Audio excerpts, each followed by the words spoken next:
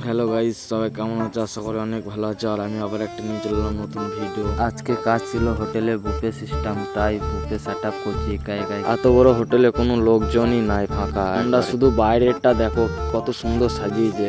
টাকা পয়সা থাকলে কি না হয়, আমাদের তো দেখাই হবে। শুধু বেশিরভাগ কাজীকে এই গণেশ ঠাকুরটাকে শুধু দেখতে পায়, এই সুন্দর লাগছে তাই না? কমসে কম হোটেলটাতে 10 লাখ টাকা উপর বাজেট ছিল। এখানে কাজে এসে ফাঁকি মারছি, আর এই ফাঁকি মারার টাইমে কিছু ভিডিও করছি।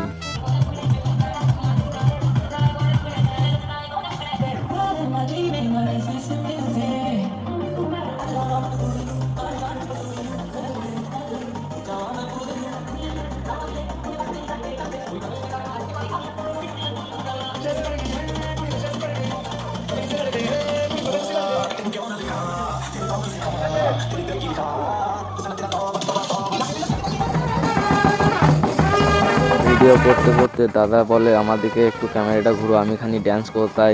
দাদাও কাজে ফাঁকি দিয়ে ড্যান্স করতে শুরু করে দিল।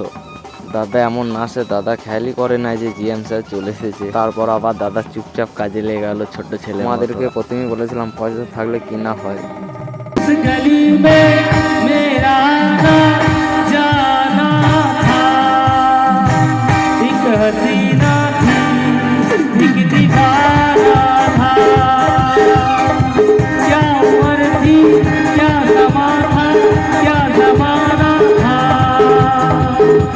हसीना थी एक दीवाना।